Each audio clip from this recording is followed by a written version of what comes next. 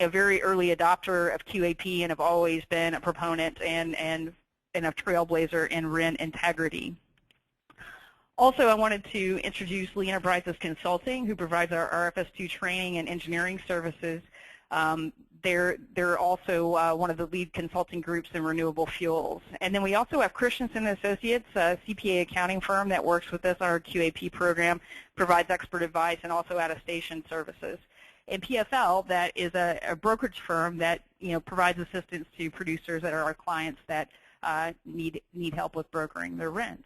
So with that, I'll move to today's overview. Before we jump into the final rule on QAP, I think this is something that's on everyone's mind, so we'll start with a brief word on the federal government shutdown. Then we'll move on to talk about progress on the final rule for QAP and what to expect. We'll focus on what's still moving, the finalization process. We'll talk about EMTS and what's happening with that, and also things like required affidavits that you can expect and prepare for in the final QAP rule. And we'll then move on to talking about the interim QAP and looking ahead to the 2013 RVO compliance. We'll spend some time talking about how you can find the right information to know what's QAP in the interim period, also what producers can expect as the compliance deadline approaches, and to talk about what opportunity is left for QAP in 2013. At the end, again, these are things that are outside of the QAP rule, but I thought that because we had this time to be able to explain some of these things and talk through some of these things that would be helpful to the community, we'd like to talk about recent RFS2 developments. We'll do a very brief overview of the heating oil rule. We'll talk a little bit about pathways to renewable electricity, and then Larry is going to provide us some comments on the 2014 RVO. So let's talk first about the impact of the government shutdown. I know this is top of mind for a lot of folks out there. And Larry, I'll just talk through these bullet points and then flip it over to you to give some more insight. First of all, to talk about some of the more technical details, we'll talk about the effects on EMTS and CDX. So during the government shutdown, which started on Tuesday, the EMTS will continue to function. There was an EnviroFlash that reminded everyone that all regulated RFS2 entities are required to continue to use it during the shutdown for RIN transactions. CDX support won't be available for problem resolution during this period. So the OTAC Fuel Compliance Center staff and its contractors will not be available. And this means that all tickets or voicemails, whether regarding Part 79 or Part 80, will not be answered or progressed, all pending RFS2 registration approvals and proposed pathways. Those kind of things will be on hold until the federal government reopens. And Jim, you're on the line there, so I wanted to ask you, we talked a little bit about this earlier, since CDX and EMTS will be up and running, what would be your advice to parties who are still submitting materials like registration? Jim, are you there? Yeah, I'm sorry. So what I would suggest, any dealings with CDX or EMTS in the interim while the government shutdown's in effect, would be to, any dealings you have to do with them is save any and all records you have for it, just so when the government actually does go back, it'll actually, you'll have all your records intact and you'll be able to show them exactly what you did when they were shut down. So that would mean screenshots, any paper copies, emails, and the dates that everything happened, just to make sure you have as many records as you can, just so it's easier to transition when they come back. That's great. And just to be clear, I mean, this would be outside of normal EMTS, RIN transaction type activities. I mean, what you're mainly referring to there are things like if you're submitting some sort of engineering review or something of that nature. Correct, yeah. Very good, very good. All right, and some of the broader effects, and this is where Larry is going to give us some insight. According to the October 1 contingency plan, of the 16,000 plus EPA employees, less than 1,000 remain actively working. And so, Larry, I know one of the things you and I talked about was that the proposed RVO was anticipated over the next couple of weeks, but certainly that seems like it could be delayed if the shutdown persists. Yeah, Susan, I think that's absolutely correct. I mean, it seems like it's inevitable that what was trying to be a streamlined process of both EPA and OMB is clearly going to be moving on a slower path than was once anticipated. There was some great expectation that after all of the meetings that industries would have with OMB over the next week or so, that they would be able to finalize a proposed rule sometime as early as next week, perhaps, to get that moving through the proposal stage, get it back to EPA, and then get it out for public comment. I know that at least 7 meetings were scheduled with OMB for the next week or so. All of those meetings have been postponed, at least, perhaps even canceled indefinitely. So we're not exactly sure what the future of that is going to look like. I think all we know is that until the government comes back, it's not likely that we're going to have any proposal that's going to flow back from OMB back to EPA and then be published as a proposal that we can comment on. And just simply for a bigger view of what's kind of being expected in Washington, D.C. right now, the government is expected to run out of money on it from not having enough money to Congress will have to go in and raise the debt ceiling limit, and that is expected to happen on or about October 17th, which is in a couple weeks. So I think what is expected now is that this whole government shutdown as it relates to funding of the government is going to dovetail into a larger discussion about what's going to happen with how we pay our bills and how we deal with the debt ceiling as well as the country. So that's at least a 2-week process before we get to that point. That'll probably be the next marker for us as we move forward. So I think we can at least expect that the federal government will not be coming back to work until then, unless something dramatic happens in the next couple of days. Susan? Got it. Thanks a lot, Larry. That's very helpful. Okay, so with that under our belt, let's move on to talk about preparing for the QAP final rule. Just a quick overview here, a brief refresher, and I've just limited this to one slide to review the QAP proposed rule tenets. The purpose there that's discussed on the left is the EPA proposed rule on QAP basically creates a pathway for instilling more confidence in RIN trading by using 2 basic mechanisms. One, by creating uniform standards for RIN validity, and number 2, by providing benefits to parties that transfer and use RINs assured with QAP, or quality assurance plans. There are 2 types of quality assurance plan products.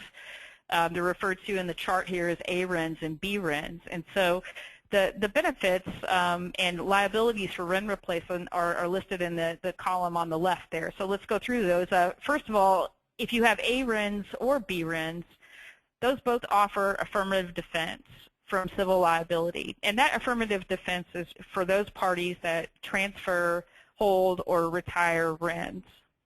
Now, if a RIN is later found to be invalid after being assured with QAP, the first level of replacement, the primary liability, still falls with the producer to replace those RINs and make those RINs good. If that's not possible, then the RIN replacement basically varies on the type of RIN. So if it's a QAP A RIN, the QAP provider is the backstop for those QAP A RINs. If it's a B RIN, then it's still the party that, in this case, an obligated party that would ultimately retire the RIN is the most likely scenario, but replacement could also be the liability of the person that is holding the RIN if it's found to be invalid during that time. There's also a provision for a small window of time for the first 2% of invalid QAP B RINs to be forgiven. So those are the basic tenets of the quality assurance program that the EPA has proposed. So the next thing we wanted to talk about, and this is kind of getting into the crux of why we're here today, is basically to set some expectations for the final QAP rule and help the people on the call today to help prepare for that. So Larry, I think that we'd set up some bullets here on the slide, and I know you have some more general conversation on this, but could you get into some of these expectations for the final QAP rule? Yes, Susan, I certainly can, and thank you so much. I fully expect that we will have a QAP in place by January 1 of 2014, and I think EPA is fully committed to making that happen. Clearly, with the government shutdown, there's at least going to be a little bit of a delay in what the staff is working on and how far they can move the the work on the project in and of itself. But up to this time frame, I think that their expectations were to have a proposal that's ready to send over to OMB for a final rule process sometime in late November or early December.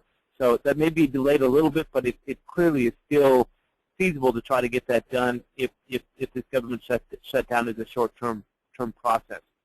I think here's what we know for certain. We know that as recently as Monday, that the EPA team got together on what they call a power meeting on the QAP, where they all kind of got together to kind of walk through all of the different scenarios that are feasible and that they're trying to finalize and move forward.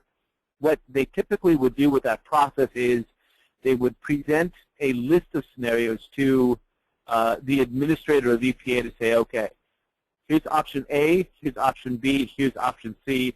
Here's the reason why we think we as an agency should go with option A. If we don't like option A, then here are some options under B and C and so on and so forth. The reason they do that is to give the policymakers at EPA as much information as they possibly can before a decision or a final decision about what the final rule looks like is made, and that there are outstanding issues that may be political in nature or substantive in nature, that they try to deal with those and address those before they go to a final rule process. So they're getting very near to the end of that process. Clearly, the government shutdown has put a little bit of a hiatus on that at this time, but we fully expect that they'll be back in place very, very soon.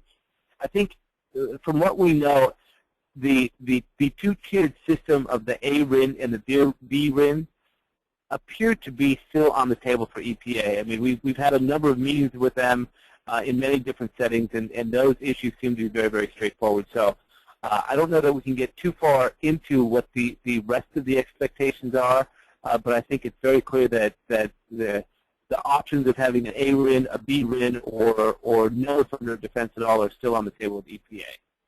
Susan? Thanks, Larry. That's certainly very, very helpful. A lot of insight there into what goes on. And like you said, I mean, in terms of the process, it seems like, you know, in the chart that we're showing there at the bottom of the screen, that they still haven't finished up the content finalization, but they're final stages of that, and it hasn't yet gone to OMB review. That's correct. All right. Very good. So a couple of the things that we've heard in the industry that you know, some details that seem to be still shaping up based on just some conversations that, you know, we've had with OTAC as we're kind of, you know, continuing to navigate this process. It seems like that there are some details that are shaping up that include, you know, the level of rigor and the wording about QAP A and B. Another thing is, you know, that we've heard a lot of talk about is defining the QAP Independence Requirements. There are obviously a lot of comments about that, and something that the EPA, you know, typically looks at are those comments and to, you know, incorporate, you know, any changes into the final rule. So there are some other things that are non-QAP issues, export requirements, data transparency, that may still be shaping up there too. I thought what we could do is take a look and deep dive a little bit into defining the QAP independence requirements, talk about what those are now, and what they may be when the final rule comes out. So a theme in continuing industry discussions has been the importance of independence of a QAP service provider. The current standard of a QAP provider for independence in the proposed rule is very simply a party that's not operated by the renewable fuel producer or any subsidiary employee of that producer, and that the party is free from any interest in the renewable fuel producer's business. As a pre-registered QAP provider, just to let you know, Genscape has provided an affidavit attesting to this independence. So that's simply what's stated in the proposed rule now. I think some other considerations that have been under discussion is the first one is buying RINs in the marketplace and holding RINs by a QAP provider such that they were forming, you know, something like a RIN bank, a conflict of interest. And I think that, you know, the risk there that the industry has discussed is, you know, number one, there's a financial interest in the RINs. The second industry concern is that, you know, it takes RINs out of the general supply that could be used to meet RVO needs. And those would, of course, have to be rotated on a year-over-year basis based on the expiration, the vintage of the RINs. So Another risk there might be that to mitigate price volatility, a QAB provider that's holding RINs may get into trading and hedging, and that again puts them into the marketplace. So certainly these are just discussions and that we've heard as we've had conversations with the industry and just kind of presenting that to the group here today. Some of you may have seen some news articles on the EPA Inspector General's report on RFS2 practices that came out in late September, and so that certainly generated some debate about, can the same professional engineer perform an RFS2 engineering review and also provide duties for that same facility for its QAP review? The only insight I would say on that we've seen is that in the proposed rule on QAP, there is some language in there that talks about the limited number of professional engineers that are actually qualified to do this job, and that further restrictions on that group of people may not be feasible. So just something to consider as you're mulling over that topic. And I think that the final thing that we have here is the discussion about, is it a conflict of interest for an EMTS agent to generate and QAP the same RINs? And I think the risk there is that, potentially end up with an entity that doesn't have enough oversight. So, if they were to be responsible for quantitative RIN generation and also to QAP those same RINs, it could open the door for potentially a new fraud scheme, say if they were increasing the number of RINs generated by a small fraction of percent. It might be unnoticeable, especially if that provider was also providing, attestation audit services. So again, these are considerations I think that are, potentially going into the finalization of the rule. Certainly, we've heard a lot of talk about that among the industry participants that make comments. Hey, Larry, I wanted to just ask if you had any other thoughts about that. I do, in fact, especially on the Inspector General report, and we spent quite a bit of time with EPA on the issue of the Inspector General actually doing an investigation and a review of what the EPA process was. And I think it was generally the consensus of the folks at EPA that the content of the report was generally fairly constructive, and that most of the data points and most of the things that the Inspector General thought that EPA should be doing differently as it regulates the program are things that could be incorporated into the final rule when they get to that point. So the Inspector General review actually came along at a good time, because it allows EPA to incorporate many of the suggestions of the Inspector General into the final document. And as Susan mentioned, the issue of independence was a big topic of that report, and I think that generally that leads us to at least expect that on the issue of independence, EPA will probably follow the analysis of what the Inspector General suggested, which is there should be an extreme level of independence from anybody who's doing QAP, from anybody who's buying and selling and trading RINs in the marketplace. So, Susan, I'll turn it back to you. Thanks, Larry. That's very helpful. I think to get that insight, it makes sense. I think everyone that I've spoken with hopes to see a rule that helps streamline some of these efforts that are done by different parties, and have if you can incorporate oversight into the QAP function, then that's helpful for everyone. And we're moving on to a bit of a different topic here. So this is something that we haven't talked a lot about before, but have gotten clarity in around this subject over the last couple of months. We think it's really important for everyone to understand that these changes are coming, because the EMTS changes really will affect generating RINs. It will also affect software that you may be using, those sort of things. And it also affects just how the general process works. So we wanted to shed some light on that. First and foremost, the EPA efforts to incorporate QAP into the EMTS system are well underway.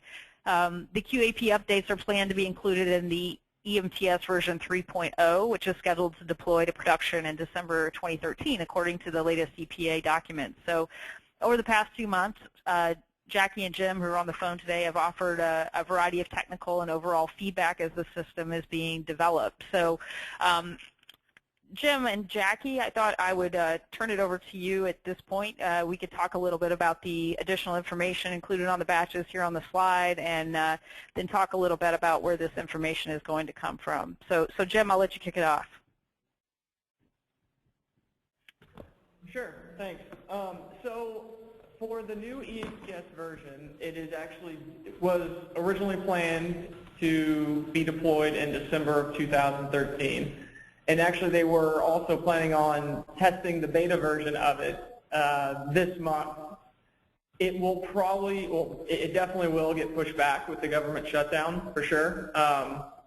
But I think their plan, as far as we know, is still to shoot for December of this year. And so some of the changes we do know about and things that EPA has actually published on their website are that they're adding a couple additional columns.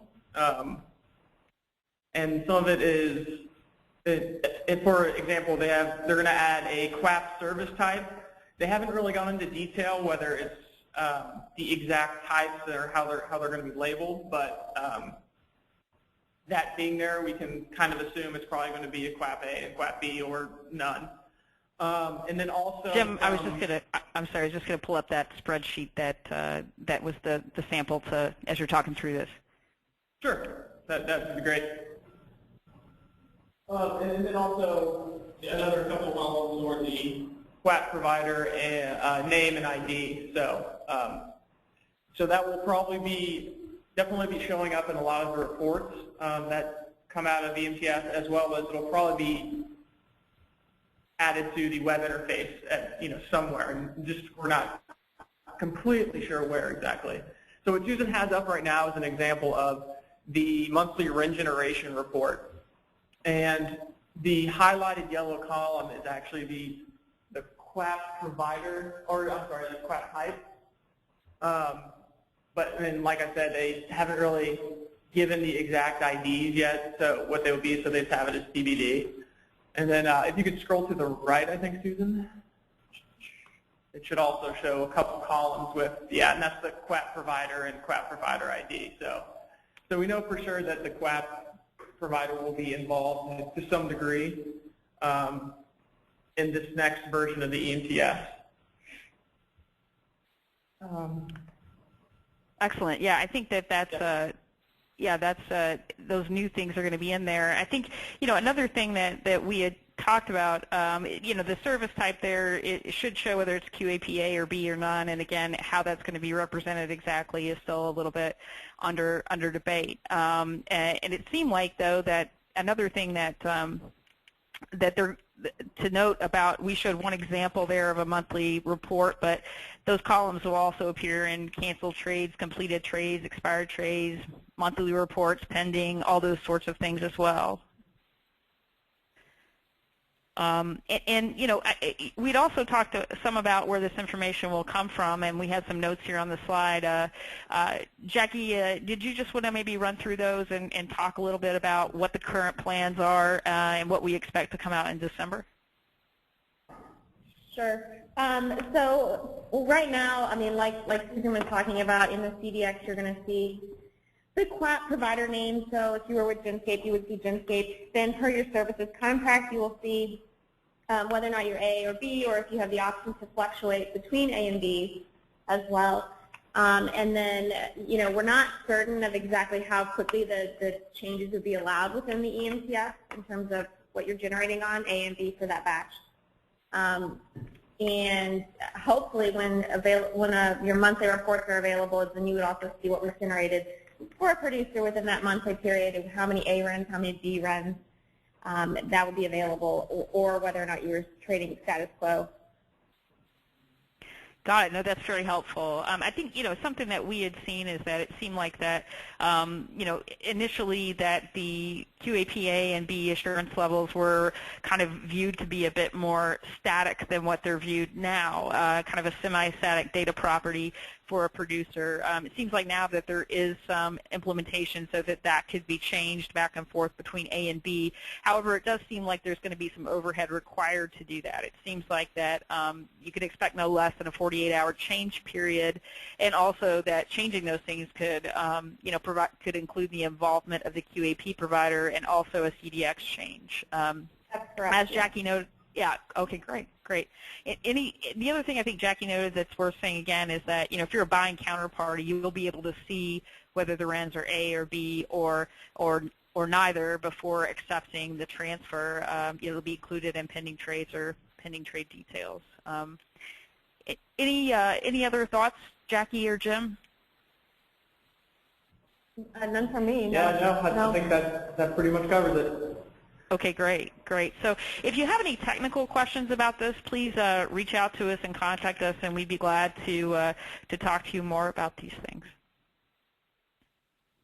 Just in general, I think it's good, that the EMTS development is progressing, because I think that definitely says that the rule is progressing. So when those development resources are behind that, that's definitely showing that there is a movement going on with the rule. So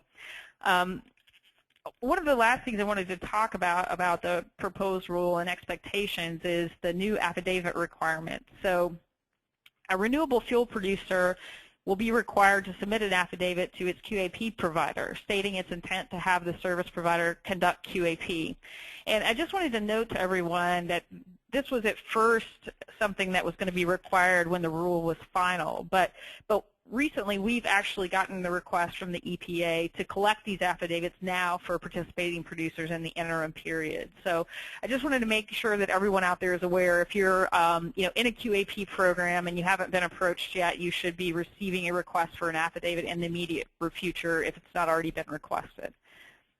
There's also another affidavit requirement for all RIN generating renewable fuels except for ethanol, biodiesel, and renewable diesel meeting the standards that are listed there. Downstream affidavits are proposed to be required to verify proper use of the fuel, including transportation use, heating oil, or jet fuel. So again, that hasn't been finalized yet. We certainly have not been approached yet to collect the affidavits, but certainly we have been modifying our downstream fuel due diligence to be in line with this proposed part of the rule. So just an expectation. There also may be additional registration requirements to go along with these affidavits, so just be aware that that may be coming as well. We're going to do another webinar after the rule is finalized. It will be a deep dive into some of these technical details, and you can find out more about that on our website. Also, as a QAP provider, we have to provide an affidavit, as we said earlier, stating that we meet independence requirements and also attesting that we're making full compliance with the applicable QAP regulations. Larry, any comments there about registration requirements or anything along those lines? No, Susan, I think you did a good job. Thanks. Okay, great. So now let's talk about the interim period 2013 and the value of QAP and kind of what it means to this year. So 2013 is considered the interim period of the QAP rule. The diagram down there, we can kind of go through that timeline. So the interim period actually began January 1st, 2013, about 30 days before the notice of proposed rulemaking was posted. So as Larry was saying, the projected final rule timeline is somewhere around the end of the year. Don't know exactly when because that's a little bit in fluctuation because of the government shutdown. But the projected final rule effective date is still expected to be January 1st. A little bit of a question mark there, but it certainly seems like that things are on track for that.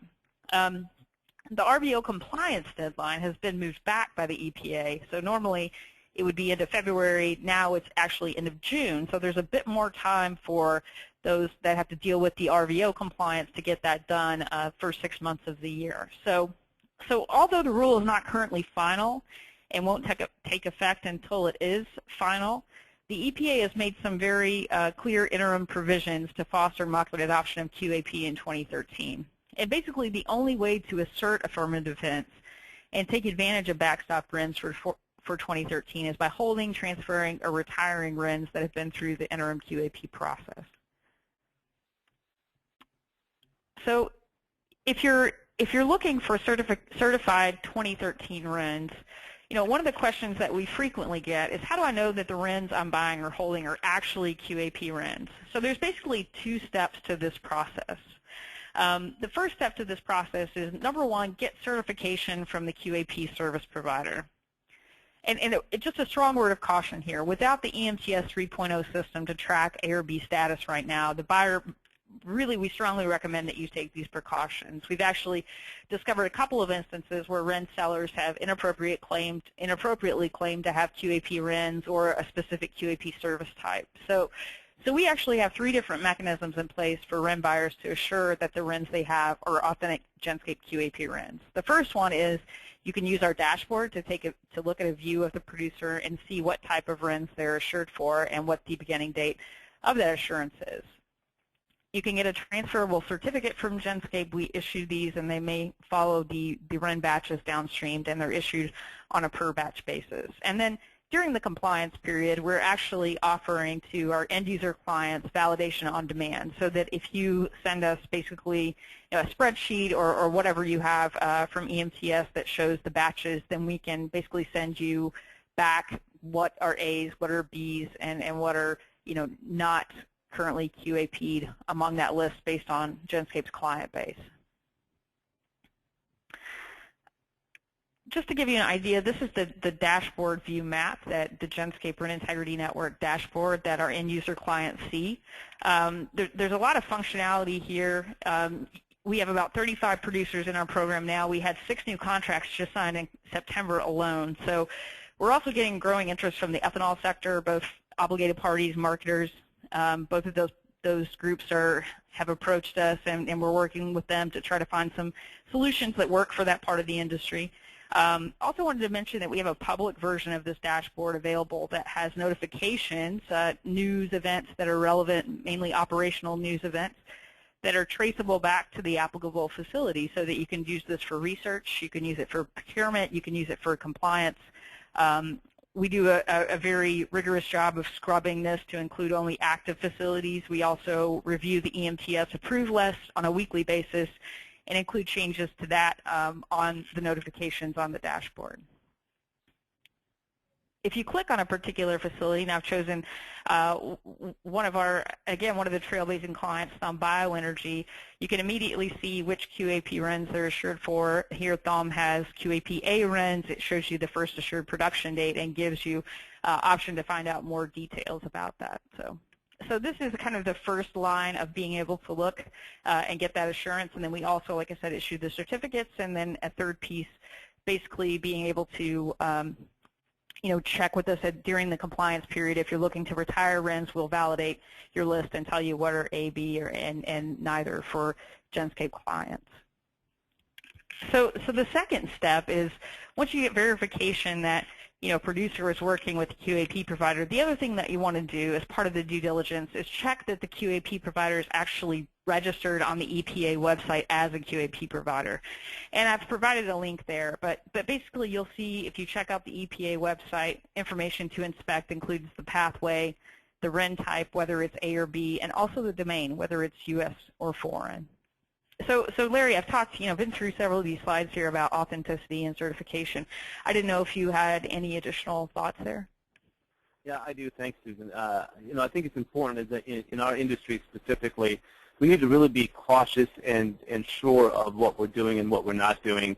And clearly, there's a lot of, there are a handful of folks that seem to think that it's okay to cut corners in our industry, and clearly it's not. So I guess my advice to our industry would continue to be, make sure that you're dotting your I's and crossing your T's, and you're actually following the rules that you're supposed to do that. And to have a solid QAP system in place, a solid QAP system in place, will help you do that in a very substantive way. Clearly, Genscape has done a good job in this respect.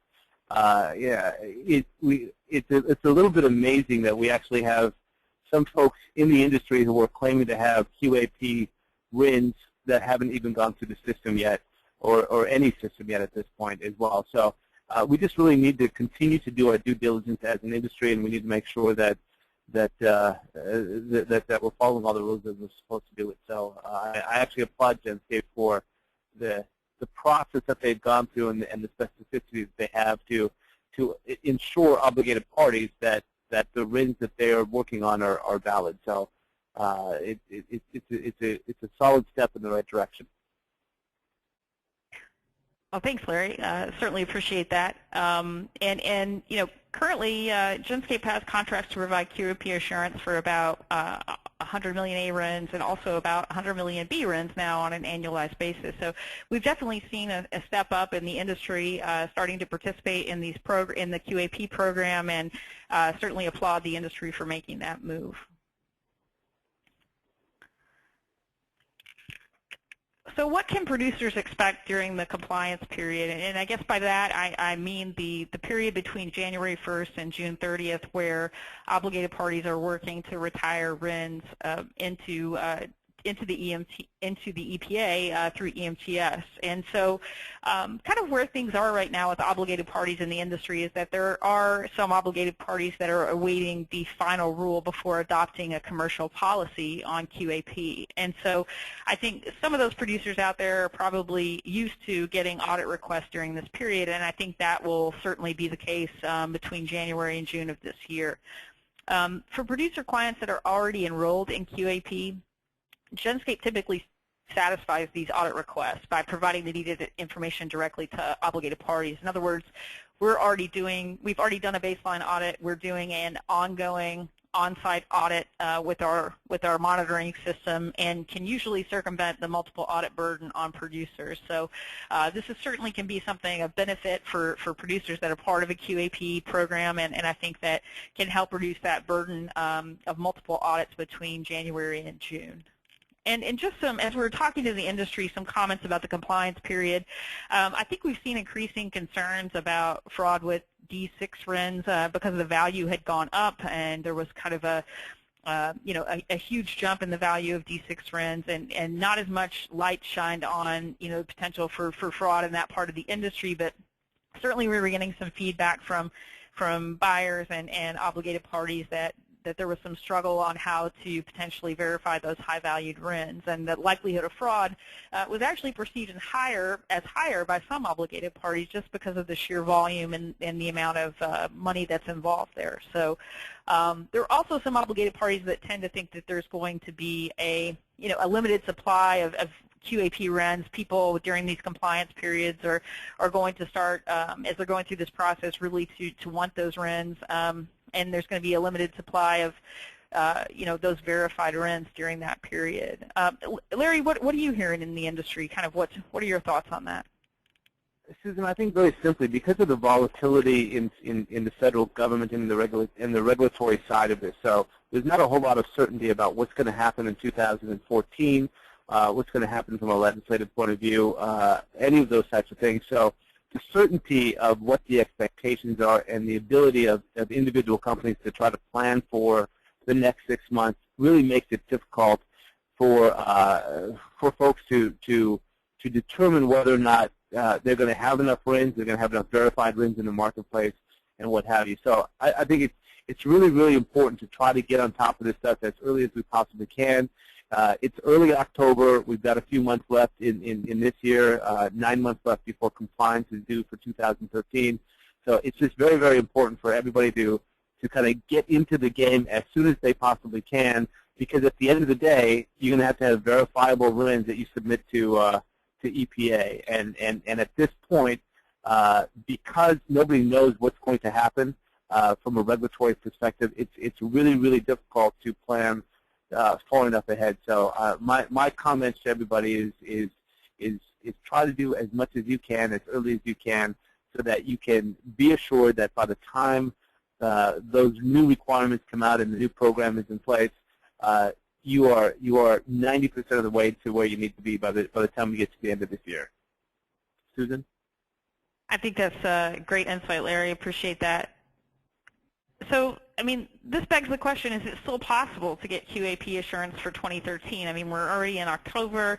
I'm sure that's a question on some people's minds out there. And the answer is yes. The EPA made an allowance for QAP providers to assure A RINs and B RINs back to January 1st, 2013 via a retrospective audit. But the producer, the RIN generator that is receiving the benefit of the retrospective audit must be in a QAP program and through the QAP processes as we interpret the proposed rule. And so because that must be done, what we're saying is that producers must sign up for a Genscape QAP in October and finish the QAP process by the end of December to be guaranteed QAP RINs for 2013. So So kind of how this works is, once you achieve QAP assurance, then you're eligible for this retrospective audit. There are certain materials that Genscape collects to do its due diligence and feel confident and comfortable with those RINs, and then QAP rolls forward from there. So there still is opportunity to get QAP RINs all the way back to January 1st, 2013 with this one-time retrospective provision.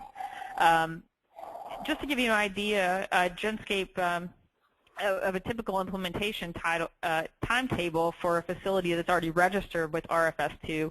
We usually see producers finish this process in between 8 to 10 weeks. Now, this timeline can be accelerated with faster producer availability. Certainly, if a producer designates a representative to work through these things, they're available quicker for the baseline visit and installations and dashboard data inputs, then this can certainly be compressed. But just to give you an idea of the typical timetable for QAP implementation. Something that we didn't put in the last webinar, and so I wanted to make sure to include it in here because I got some feedback that people wanted to know more kind of about what the service costs and what they could expect. So basically, we try to offer flexible options for renewable fuel producers. So what we offer is a flexible AB service, and the fee for that is a penny a RIN up to a cap this year of $51,000 per year. So the A-RIN is an optional service on top of that. The A-RIN is just a pass-through that Genscape passes to the producer. We have to have 2% in escrow, so we pass on that 2% of the RIN price to the producer, and then we manage the volatility in that RIN price. So you don't have to do A-RINs, but you certainly can if you're in this optional AB service. This also includes your annual attest, RFS2 engineering review if you need it, and also fuel testing. So just so you know what's included, you don't pay extra for site visits or monitoring. All that is inclusive. So for B-RINs, it's a fixed fee or per RIN flexibility for B-only RINs based on what works best for the plant. So effectively, it's an annual QAP pricing, and we've shown some examples here for typical plant sizes. So for a 50 million gallon a year renewable fuel plant with the flexible AB QAP, because of the cap, you would be paying about 1/10 of a cent per RIN or $26 per rail car. And that would be for the flexible A and B. Now, to get the A-RINs on top of that would be 2% in addition. So if you're doing B only, it would be about half of that. So the price would be, 0.05 of a cent per RIN. We have a minimum so that, basically it's $18,000 fixed fee. So if you were a 1 million gallon a year plant, your cost would be $18,000 fixed fee annually for those complete services. And that would be basically whether you're doing an A-B flexible or a B only. So in that case, it would certainly be advantageous for you to take advantage of the flexibility for the A and B. So I wanted to be sure to do that and not miss that feedback that I got from the last webinar. So why is QAP important in 2013? A lot of people on the call probably recently heard about the e-biofuels RIN fraud scheme. A lot of people call that repapering. Basically what happened in that incident is that instead of actually making biofuel, e-biofuels was buying biodiesel and then generating new RINs for that biodiesel and then selling the biodiesel and RINs. Again, not actually making biodiesel, but doing what's called repapering. In other words, there had already been RINs associated with this biodiesel. It came from another facility, and they repapered it and sold double RINs on the same batch of fuel. So this is why it's important, I think, that e-biofuels basically would have had an attestation, an engineering review. They were reported by a 2012 Biodiesel magazine article to actually have an accounting firm working with them to help assure the integrity of plant activity. So they were a registered RFS2 entity. They would have had these things. So that, I guess what I'm trying to get across here is that, as an industry, it's important to protect yourself with these RINs, and it's not that hard as this company has proved to fake documents. It's certainly possible. The Inspector General report certainly revealed improvements that needed to be made in the review cycle of engineering reviews and attestation audits that are submitted to the EPA. These documentation activities certainly don't give the benefit of affirmative defense to parties that hold, transfer, or retire RINs. And so, a couple of points here. I think that, what Genscape does is actually independently monitor the facility using, proprietary monitoring, and this really helps guard against documentation fraud schemes. So that's why it's so important to us, because we're actually, liable in the end for a lot of these RINs, and so, we have a lot of confidence in the way that we go out and validate the integrity of these RINs. The other thing is that if you're using QAP, you actually get this affirmative defense benefit, and if you've got QAPA RINs, then certainly you don't even have to replace those if you're holding and transferring them and they later become invalid. So that actually falls onto the producer and then the QAP provider. So I think this is definitely something for the industry to consider. It's not too late in 2013 to become a part of QAP and to start using QAP RINs. All right, so that basically concludes our material on the QAP final rule. And briefly, we're just going to cover a couple of things that have come out recently. We're going to cover quickly just brief notes on the heating oil rule. And Larry, I'll flip that over to you if that's all right. Yes, thank you so much, Susan. Just kind of a quick update, and it changes the process of RIN generation for some. It doesn't change it for others. The heating oil rule is one of those rules that people have gotten really confused about as what it is and what it isn't, and what qualifies as heating oil and what qualifies for RIN generation and what have you. And just historically, in the world of biodiesel and the world of heating oil, the ability to do power generation or electricity generation or anything along those lines has been one of those processes that has been not allowed by the Renewable Fuels Program historically. And the reason for that is because Congress set up a program that was for transportation fuels and for heating oil. They didn't set up a program that was for power generation purposes. So in the world of what EPA was allowed to do and required to do, it never really got into the world of power generation issues for any sector of the biofuel sector. The heating oil rule is not as complicated as EPA is attempting to make it. And so I think all I really want to talk to you about today is simply the fact that they finalized that rule. They moved the rule forward in a very favorable way. What they did is they actually created a parallel fuel called renewable fuel oil, not heating oil, but renewable fuel oil, so that if you actually have a product that can be used in heating a building in which people work, reside, or live, if you will, then your fuel can be a RIN generating fuel. Now, historically, the only way you could have done that is if you were heating oil. And think about this from what EPA is trying to do. They know what heating oil is, and they know that we can generate RINs when we use biofuels as heating oil. There are limited applications for heating oil from a purpose of what qualifies to be blended with it and what have you, because of historical regulations that have been in place. So all EPA was attempting to do under this rule is to say, if you have a brand new renewable fuel in the marketplace, we're going to create a special category for you so that you can be treated like heating oil and that you can generate a RIN if you do so. Now, there's a number of complicated issues that you have to check the box on in order to be granted this special status. And we don't have time to get into it today, other than the fact to say that they created a brand new process, if you will, for generating a RIN if you are a renewable fuel oil rather than a heating oil. The second thing that EPA did in this rule is they allowed heating oil to be used for power generation purposes. So, and that has a big application in the biodiesel space. Historically, power generation from heating oil was not allowed for purposes of RIN generation.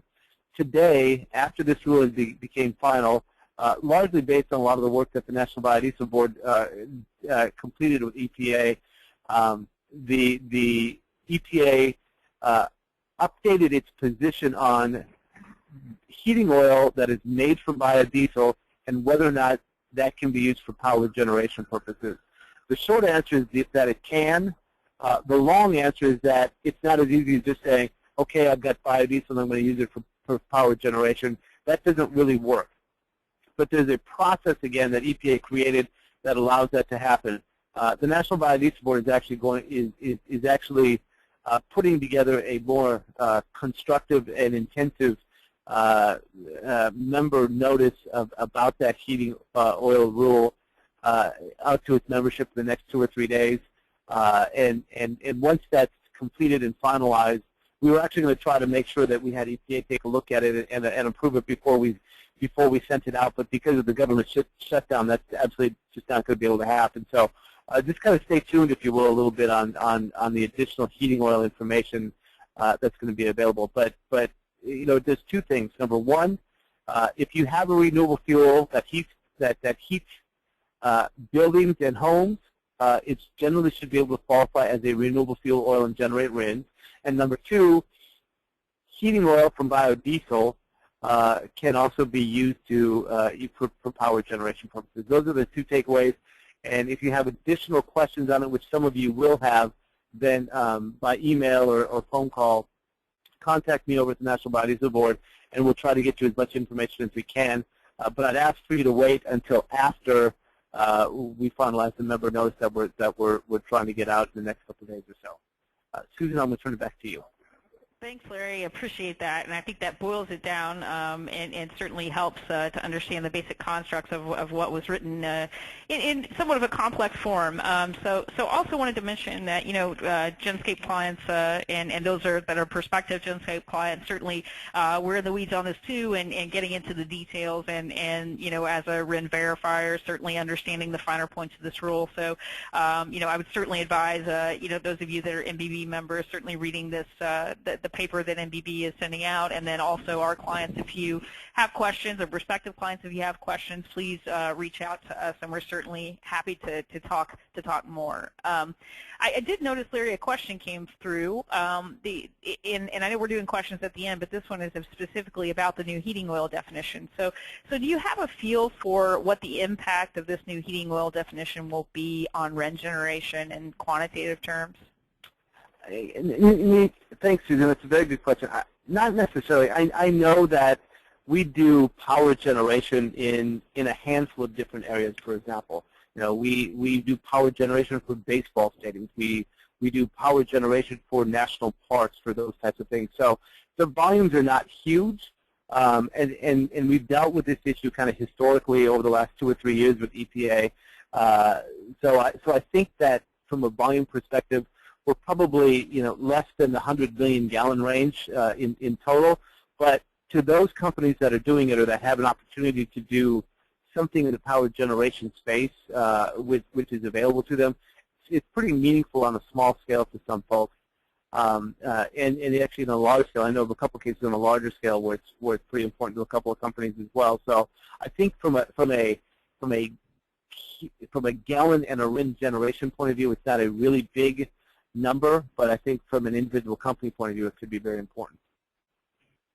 Got it. No, that makes sense. And I know there are a couple of new facilities in the industry that you know, we're looking forward to this rule to be able to you know, endeavor on new business ventures. So quickly about Pathways 2, and I think that you know, Pathways 2 has a lot of content to it, and we're certainly going to include this when we talk more about the topic in our second webinar, the end-of-year compliance wrap-up. But something I think that I wanted to point out to those on the webinar today is that there's a new pathway proposed for renewable electricity to landfill gas.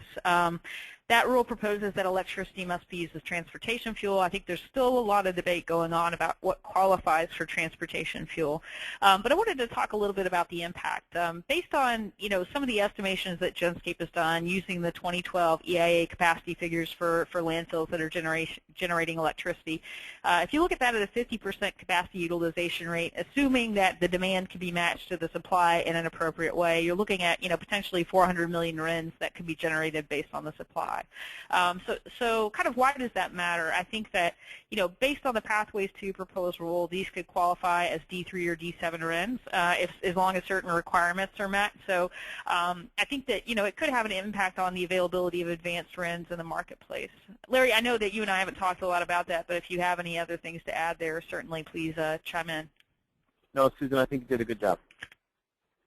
Okay, great. So we are running just a tad bit behind here, but we do have several questions. So I would encourage, if you do have a little bit more time to spend with us today, please do, and I'll be on the line as long as questions keep coming in as well. So our next webinar will be the end-of-year RFS2 compliance wrap-up, usual 2 o'clock time. That'll be on December 18th. Those of you who have already enrolled for today have enrolled for the series, and you'll automatically be registered for these upcoming webinars. So you should receive a meeting notice tomorrow to put on your calendar for this webinar. So as you know, this is an end-of-year wrap-up, so we'll be talking about, the status of outstanding proposed rules, finalized rules, and doing a little bit more deeper conversation into, potentially heating oil rule and certainly into pathways too.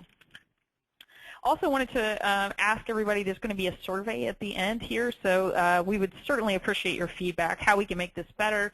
There's an open-ended section there, so if you have suggestions for something that you'd like to hear at this upcoming webinar, we'll certainly be attentive to that and would appreciate that. So let's get to some of the questions. Oh, I forgot one thing, and this is a very important thing, Larry, but before we get to the questions, could you give us a little bit of insight on the 2014 RVOs? Yes, Susan, thanks so much. As I said a little bit earlier in the conversation, I mean, I think we really all expected that we would see something soon from EPA and from the Office of Management and Budget. Clearly, that's going to be delayed a little bit from what we initially anticipated. I think in all the meetings that we've had, and generally the industry as a whole, we spent a lot of time with EPA, obviously, with USDA, with the Department of Energy, with the Office of Management and Budget, with the White House and others. They really are working hard at trying to right-size the discussion, if you will, when it comes to all of the different issues that they're trying to balance and trying to move forward on. So I have gotten to be from trying to figure out exactly what they're going to do or not going to do. I've gotten to be a little bit pessimistic, if you will, about what the rule is going to look like at the end of the day.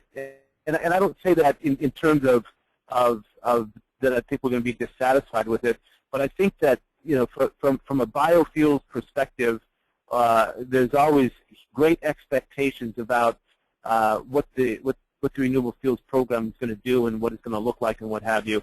And I think EPA has had to take a really hard look at it, at its own authority and regulatory authority to try to move this program in a constructive way forward, given exactly where we're at from a transitional time from conventional ethanol, cellulosic ethanol, advanced biofuels, those types of things. And they just have so many different things that they need to balance in a constructive way. So they've asked us on any number of occasions to wait until the proposed rule comes out before we get too excited one way or another about whether or not we think it's good, bad, or otherwise. So from a biofuels perspective, and I know there's a lot of folks on this call, probably not from the biofuel sector as well, I think that we all just kind of need to continue to take a deep breath and understand kind of where we're at in this point in time and expect something along the lines of what the current marketplace looks like as we move forward, rather than anything dramatic for what's going to happen in 2014. Now, I say that not knowing exactly what any of the proposals or numbers actually look like, and they've been very good about keeping it very closely held, and as they should. So, from a planning perspective, I think my simple advice would be is make sure that you're comfortable where you're at in the space today, and try to get out there and do as much as you can for 2014, not knowing exactly for sure what those numbers are going to be, but knowing that it's probably going to be consistent with current market conditions today. I mean, and I think that's probably the only advice that I can give folks today on what it's going to look like. And from a timing perspective, if we're able to get through this government shutdown in a couple of weeks, then we'll probably see the proposal in November. If not, then it could be December, which is going to delay things pretty dramatically. So, Susan, I think that's about all I can say at this point. appreciate that, Larry. I appreciate that insight. Certainly, I know you've been a part of those conversations, and that insight's helpful. So, contact information here. If you'd like to learn more about Genscape QAP services, please reach out to us and contact us. And now, getting back to the questions, we've got several questions here. Thanks so much for asking those. So I'm just going to go down the line here. The first question is, with respect to the EMTS changes in version 3.0, if you're a producer of renewable fuels and a RIN generator, and you don't plan on hiring a QAP, will the EMTS accept blanks in these columns? In other words, will I have to update my generation software and upload tools if we don't participate in the QAP? I'm going to defer to Jim here in a moment, but I know that within those columns there should be a provision that says, you know, I'm not a part of QAP. Now, in terms of if your generation software and upload tools will have to be able to, you know, accommodate that new column. Jim, I'm not sure we have really very clear insight on that yet, but if you have anything to add, that would be helpful. Yeah, definitely. You're pretty much right on the head a little for the most part. We don't know for sure what it will be, whether it will be a blank or something something else. But I do know, based on reading through some of the documentation on EPA's website, that the QAP service type is going to be a required field. So I don't know if that means they will accept blanks, but you will have to. It will have to follow along in transactions, whether it be generate or sell. I'm pretty sure. The provider, the QAP provider columns, though, they actually have listed as optional. So it's of course up for change because these were actually put into place back in June. But my suggestion for like your software would to actually go to EPA's website on their EMTS section, and in under the documents there's a list of all the updated or the upcoming software changes and what they're planned to be. And they actually have some schemas and example sheets, one of which Susan actually pulled up earlier. So that would probably be the best place to start. So it's not exactly a conclusive answer, but we do know it will be involved and it will be a mandatory field. We just don't know exactly what it will look like, unfortunately, not yet. Thanks, Jim. And I would say certainly if you know, I think reaching and finding the website that Jim is discussing would be a great step to look into that, and certainly reach out to us if you can't find that or need help. We'll certainly point you in the right direction. Thanks, Jim. The next question is QAP is not necessarily required for a renewable producer, but what would the consequences be of not having QAP RINs? That's a pretty deep question. I think, you know, right now being in the interim period, some of the advantages we've seen from producers that have QAP RINs is that it's opened up new buyers for them. So they've had more buyers coming to them, initiating contact with sellers of RINs that have QAP RINs. So definitely been in high demand. I think, you know, another thing that we've observed in cases of QAP A RINs fetching a better price per RIN than a QAP B RIN from the same producer where they had the option to do one or the other. So I think that it's hard to predict the future in terms of exactly what the consequences will be, but I can tell you what I know now is that it does seem like the industry is starting to move towards a trend of adopting QAP. We're starting to get more interest for ethanol RINs being QAP from obligated parties and from marketers, so we're seeing that starting to occur.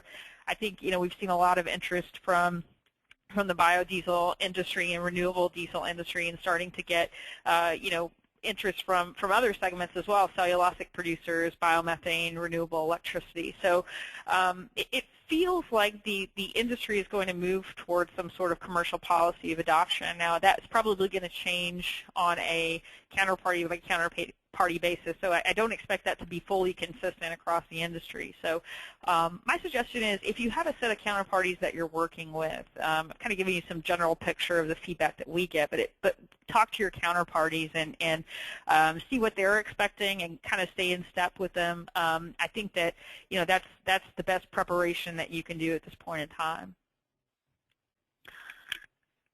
I think that another question that we have out there is, are there any QAP ethanol RINs available? And I can say that from Genscape's perspective, we haven't started QAP on ethanol facilities to date, but that is certainly something that's a work in progress, and we are seeing that level of interest and moving towards getting clients in that realm, and certainly the interest is there, but it's not there yet. So certainly buyers have a lot of influence on that, and I think the economics and market dynamics also have an influence on that. So I think that, as a counterparty, if that's something that you're wanting, then we would certainly like to talk more about that and to connect you with producers that are also having interest of providing those QAP RINs.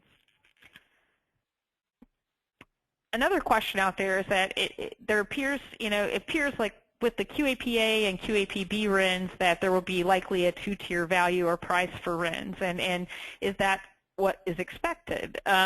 I think we've seen anecdotal evidence of that in some instances. I think there are a lot of factors that influence the RIN price. I think that generally, if you look and try to isolate the factor of risk, that generally a higher risk RIN would be valued lower than a lower risk RIN. So QAPA and QAPB are certainly factors that contribute to risk. So QAPA is the best RIN that you could buy in terms of risk management and what it offers. I think that there are, the other factors that go into risk evaluation for people that buy RINs are balance sheet, reliability of the counterparty, and also the volume of the transaction. So all of those things are factored into the risk, the perceived risk of the RIN. So I think that it's hard to say that only QAPA and B will contribute to tiered RIN pricing. It certainly seems that the industry would like for those to be fungible quantities. So A RINs have a certain price and B RINs have a certain price. That's certainly possible. But again, it's hard to tell that those are the only factors that are going to affect RIN price. Larry, any thoughts on that? No, Susan, I think you've described it fairly well, and I don't think there's anything I can add that's too substantive to add to that, so I'll leave it at that. Very good. Larry, anything on the extension of the biodiesel tax credit? Yeah, I think, very simply, clearly, Congress is having a difficult time doing anything constructive or moving business anyway in the right way forward. So I think more than anything, folks should expect that they will not be able to make a decision about biodiesel tax credits or any other tax issues or credits by the end of December, and more likely is going to fall into sometime in 2014 before they make any solid decisions about what they are going to do. Clearly, the chairman of both the Ways and Means Committee and the Finance Committee have set themselves up to complete some type of a tax reform proposal sometime early in 2014. I think the fate of the biodiesel tax credit will depend upon what happens with that tax reform process. If the tax reform process is successful, then it's possible and or likely that there may be some energy tax incentives as part of that. If it's not successful, then I think generally speaking that then Congress will kind of revert back to regular order and get back to all of the many tax extension items that probably will not be completed by the end of this year. So I think in our industry generally has had to deal with that issue historically. So there clearly is going to be some pain about how to do it and what happens. But at the same time, I think that folks should start planning now for at least a suspended credit on January 1 of 2014. Very good. Thank you, Larry.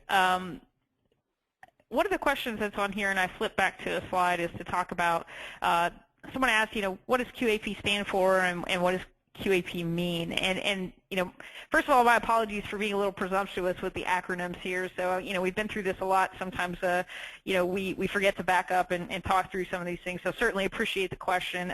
QAP stands for Quality Assurance Plan, and basically what it is it's an interim program right now because it's a proposed rule on the way to a final rule that's been proposed by the EPA to put into a final rule process. And briefly, what it does is it's intended to instill more confidence in RIN trading by creating uniform standards for assuring RINs, for creating valid RINs, by having a third party come in and basically validate that the RINs that are being generated are assured. It also provides benefits to parties that use this program. It's voluntary, so it's not mandated, so you can opt into a QAP, opt into hiring a QAP service provider if you're a RIN generator, or you can opt out of that. You don't have to do that. It's certainly something that's optional. I think that it definitely has a lot of advantages for many producers out there. So that's essentially what the QAP is. If you have any other questions about that, please feel free to reach out to us, and we're more than happy to have broader discussion. So.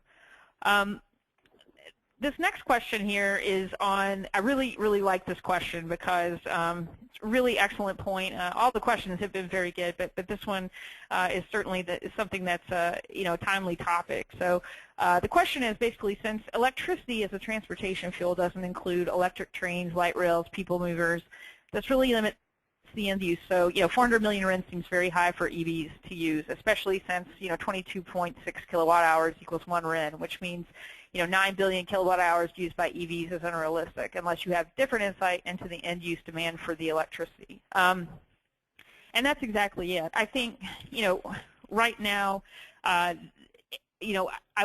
try to qualify what I said about the 400 million RINs by saying if there was demand, that was equivalent to that. And I think kind of the discussions that are going on right now between parties like Genscape that are interested in the renewable electricity realm are to actually look at what makes sense from a demand standpoint and trying to work with the EPA to construct the right definition for EV so that it doesn't conflict with the Clean Air Act rules, but that it does make sense in terms of getting this fuel to be used by transportation. So, and to get a demand that's actually, could match up to the potential supply. So I think that that's under a lot of heavy discussion right now. There's a lot of uncertainty around what actually qualifies as an EV. I think it's a topic that's still under discussion, and I think it could have a big impact on the industry if that definition changes. Larry, any insight into the definition of EV and renewable electricity demand as a transportation fuel? Yeah, just a couple of points. I think when we talk about 400 million RIN generation and those types of things, I don't think anybody's expecting that that's going to happen on the first day that the rule is finalized, right? I mean, it's going to take a little bit of time for the industry and the process and everybody to kind of scratch their head and say, yes, this makes economic sense, or no, it doesn't. But the potential is certainly greater than a few hundreds of thousands of RINs and what have you. And I think that's kind of the important point of all this is that once this rule moves forward and becomes final, it's going to create a number of opportunities for some folks that don't have that opportunity today. And the potential for that could be in that range. And I think that's kind of the important point. I don't think anybody expects that's going to happen on day one. But after a couple of years into this process, folks kind of figure out what they need to be doing to take advantage of the opportunities, and I think you will see some quality RIN generation for electric vehicle generation and other things. Yeah, I think it's a great outlook. I mean, certainly that's something that, the intention of the rule is to help bring that about, right, and to take advantage of things that are already out there, the EV usage. So I think it's a great outlook, Larry. Thanks. This is a little bit of a tough one. So the question is it true that crude corn oil could be considered heating oil if used for this purpose under the heating oil rule? And I'm going to take a stab at it and then flip it over to Larry. So I think that there are certain, I think at first blush, I think that to me that doesn't really completely make sense because I think that there are only certain fuels that would qualify as a renewable fuel if they're certified under the process so any type of process, which could be, filtration of FFAs or centrifuges or things like that. But I think that is restricted to separated food waste. I don't think that corn oil, and I'd have to look back at that Table 18 801426, but I don't think that corn oil would be applicable to that.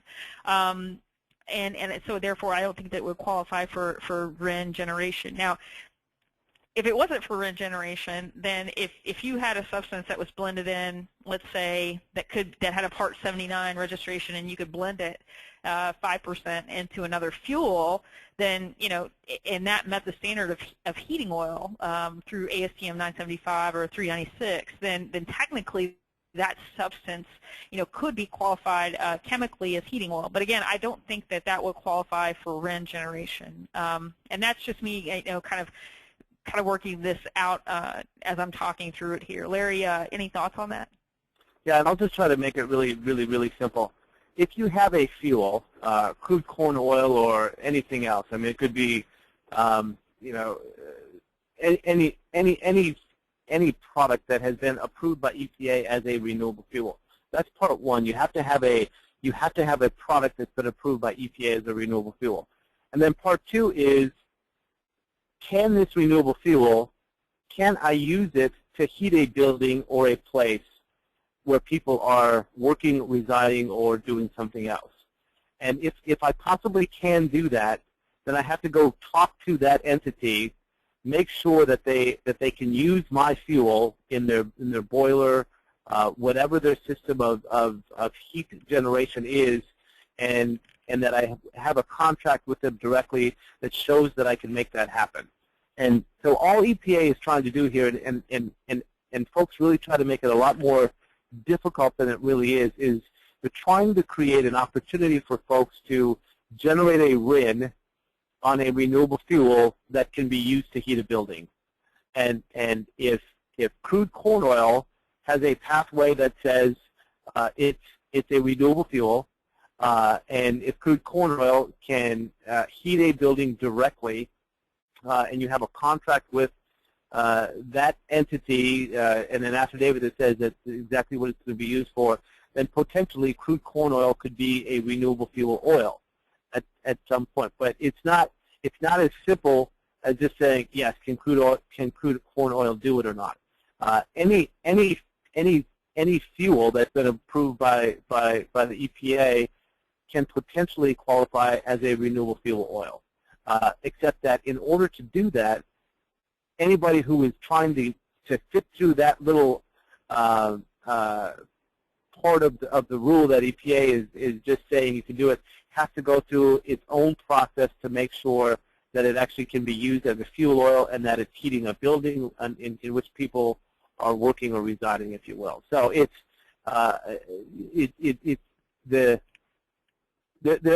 just keep in mind that there are a series of steps and approvals that one has to go through in order to get a yes at the end of the day. So could it possibly, yeah, crude corn oil possibly could do it, but the fact pattern that you raise has to be examined very specifically and has to be approved specifically by EPA. So without trying to discourage you from that it can or that it can't, I think there's a lot more questions that are raised than answers that we have today, because your fact pattern we don't know, and we also have to examine crude corn oil in and of itself as to whether or not that is an approved renewable fuel, if you will. So, Susan, I'm going to just leave it at that for now. Makes perfect sense.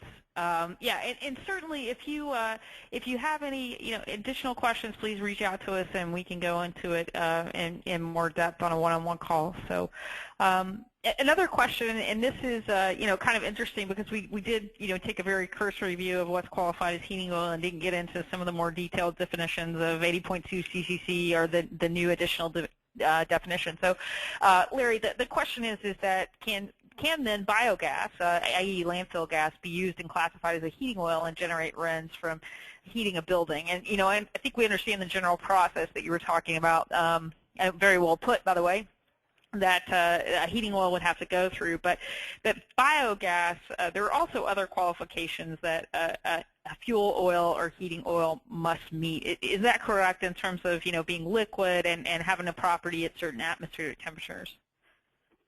Yeah, that's all true. And again, I think we're going to have to take a look at the at the specific scenario to determine whether or not it's possible or not. But but there are a number of qualifications that would have to take place as well. So again, I think I'm going to withhold comment until one can take a better look at the fact pattern for that question as well. I would agree. I would love to have again, a one-on-one discussion more about that, and certainly applaud the creativity, because I think, the more uses for renewable fuels and other demand that can be created for that is really great thinking. So. The last question here, and again, really appreciate everybody's questions today, and also I know a lot of you have stuck around long past the 3 o'clock ending of this, and feel free to stick around for this last question. The question is, can you go into a little more detail between the difference in an A RIN and a B RIN, and what qualifies as a B? And so I would be more than happy to do that. Basically, I'm going to go back again to our diagram here, just to give something to talk to as I'm working through this. Basically, there are 2 types of RINs, an A RIN and a B RIN. What's required for an A RIN from the producer and from the QAP provider is more stringent for an A RIN than a B RIN. So the A RIN actually has requirements the EPA has set forth that require, a baseline site visit and also ongoing monitoring, which was essentially at the frequency, at a reasonable frequency at which the information is available. You have to be able to obtain and compare this to standards that the EPA has laid out for A RINs, and that's a much more stringent requirement. For the B RINs, the absolute minimum requirement is for basically having a quarterly type of audit that includes an on-site visit, and that's what was proposed in the rule. So potentially you could get a B RIN with quarterly auditing, and so again, ongoing monitoring, ongoing auditing is required for A RINs. B RINs could be as little as a quarterly audit. Now, there are different varieties of ways that the B RIN can be accomplished. Certainly, Genscape does it with ongoing monitoring in many cases, because it's just as cost-effective and sometimes more cost-effective to do it that way. And we also give us and our end-user clients a higher confidence level in the validity of the RIN with the independent monitoring. So that's the way that we choose and offer our clients the capability to do B RINs. We also, for those that just want the baseline quarterly audit, have a program that will satisfy that as well. But typically, in general, A RINs more stringent, ongoing monitoring. B RINs, at least a quarterly audit is required to satisfy the due diligence requirements. Now, the benefits for A RINs and B RINs are different. So A RINs basically give the benefit of affirmative defense, as do B RINs. So they both give that benefit to somebody that holds the RIN, retires the RIN, transfers the RIN. Anybody except the RIN generator itself gets an affirmative defense for A RINs or B RINs, based on those conditions. So the thing that's different about that is that an A RIN, basically, if I hold an A RIN, or I transfer an A RIN, or I retire an A RIN, and let's say that while I'm holding that, or sometime after I've held it, that RIN later becomes declared invalid. Well, it's not the problem of the person that retired or held or transferred the RIN. There's no liability associated with that to replace the RIN, or there's no notice of violation, civil liability that could be placed on that party. Basically, what happens is that A RIN continues to be valid. What the EPA has proposed to do so far is that they would then impose something like a renewable volume obligation on the producer, so that the RIN generator, so that they would have to replace or do some sort of remedial action to make that RIN valid again. And if they could not do that, then the QAP provider must backstop those RINs by holding a certain percentage in escrow. So they would be liable up to a certain limit to replace RINs. If that limit is exceeded, essentially the EPA forgives the rest of that invalid RIN. So again, it doesn't come back to the person that holds, transfers, or retires the RIN if they have an A RIN.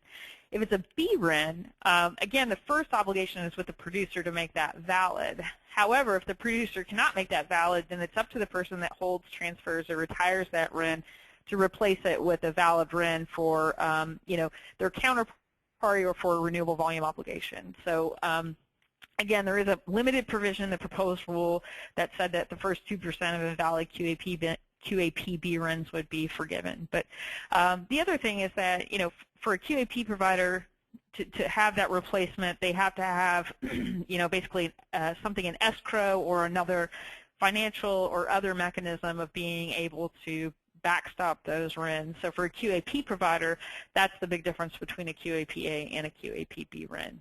So kind of a brief overview there. Larry, anything that you would add to that?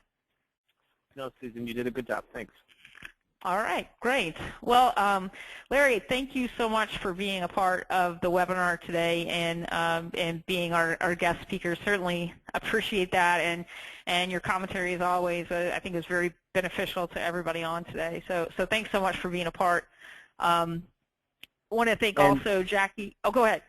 No, and thank you, Susan. I clearly enjoy the opportunity to speak to your base of folks who make some very important decisions about the marketplace and what have you. I would say, just very generally, clearly we don't have a chance to completely monitor who's on or who's not on the calls and what have you. I don't think any of us expect that we're going to read about these discussions in the press tomorrow. So if there's a reporter on the call that wants to talk specifically to me or to Susan or anybody else about discussion on today's call, please do us the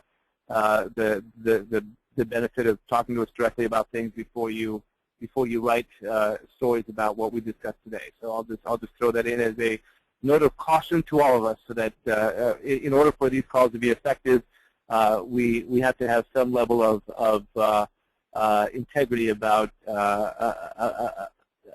the information as well. So we're trying to give you the best information that we can, and if folks are writing stories about this stuff in tomorrow's blogs and newspapers, that changes the nature of these calls pretty dramatically. So we respect that you ask that you respect our candid nature of these discussions,